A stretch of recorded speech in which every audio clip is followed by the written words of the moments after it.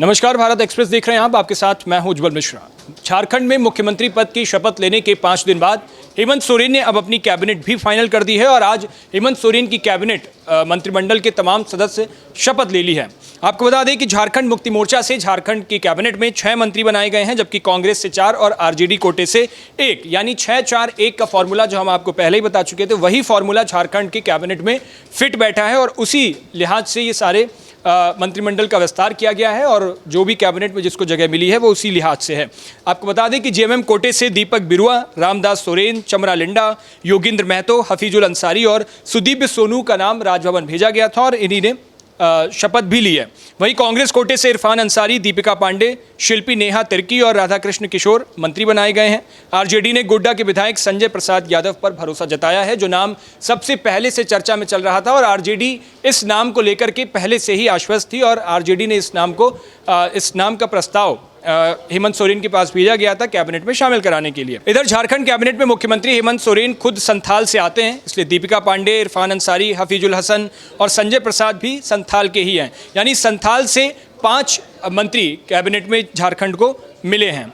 इधर संथाल परगना से ये पांचों गए हुए हैं। वही विधानसभा की कुल 18 सीटें हैं संथाल में, जिसमें 17 पर इंडिया गठबंधन ने इस चुनाव में जीत हासिल की थी, तो लिहाजा उसी हिसाब से इस परगना को 5 मंत्री हेमंत सोरेन की कैबिनेट में शामिल कराए गए हैं। कोल्हान से दीपक बिरुआ और रामदास सोरेन को जगह मिली है। पलामू से राधाकृष्ण किशोर मंत्री बने हैं।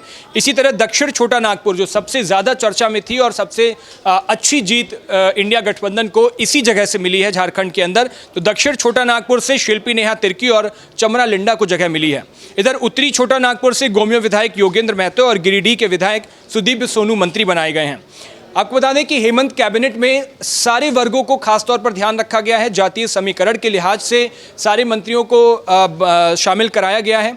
इसीलिए इंडिया गठबंधन ने सबसे बड़ा जो झारखंड के अंदर चुनाव था और खासतौर पर हेमंत सोरेन ने जो चुनाव जीता है, इतनी बड़ी जीत दर्ज कराई है, वो आदिवासी लोगों के मुद्दों पर चुनाव जीता था। इसीलिए झारखंड की इस कैबिनेट में हेमंत सोरेन की इस टीम में 5 आदिवासियों को भी जगह मिली है। इसमें शिल्पी नेहा तिर्की, चमरा लिंडा, दीपक बिरुआ, रामदास सोरेन, ये सारे आदिवासी कोटे से मंत्री बनाए गए हैं। कुर्मी कोटे से योगेंद्र महतो को जगह मिली है, जबकि दलित कोटे से राधाकृष्ण किशोर को, अल्पसंख्यक कोटे से इरफान अंसारी को और हफीजुल हसन कैबिनेट में शामिल हुए हैं। यानी 2 अल्पसंख्यक कोटे से गए हैं। इधर दलित कोटे से 1 मंत्री बनाए गए राधाकृष्ण किशोर और कुर्मी कोटे से योगेंद्र महतो को झारखंड की और हेमंत सोरेन की टीम में शामिल कराया गया है। जनरल कोटे, जैसे कि आपको बता चुके हैं, जातीय समीकरण का खासा ध्यान रखा गया है हेमंत सोरेन की इस कैबिनेट में। तो सामान्य कोटे से दीपिका पांडे और सुदीप सोनू मंत्री बनाए गए हैं। दीपिका कांग्रेस से हैं तो सुदीप सोनू जेएमएम से आते हैं। यादव समुदाय, चूंकि आरजेडी ने वहां पर जीत दर्ज की थी एक सीट पे और आरजेडी के कोटे से भी 1 मंत्री वहां बनना था और उसको समीकरण में कैसे फिट किया जाए, इसको लेकर के यादव समुदाय से संजय प्रसाद यादव को कैबिनेट में जगह दी है। दिलचस्प बात यह है कि पिछले 10 साल में पहली बार शुरुआत में ही झारखंड कैबिनेट का 12वां पदभार लिया गया है। तो इस पूरी कैबिनेट में हालांकि महाराष्ट्र और झारखंड के चुनावी नतीजे एक साथ ही आए थे।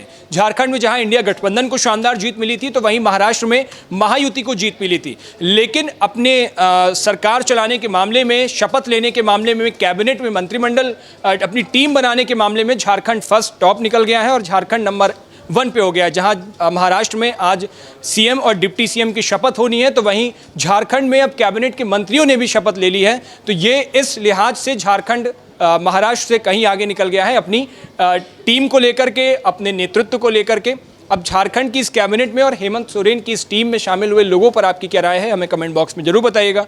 देश और दुनिया की बाकी तमाम खबरों के लिए देखते रहिए भारत एक्सप्रेस। शुक्रिया।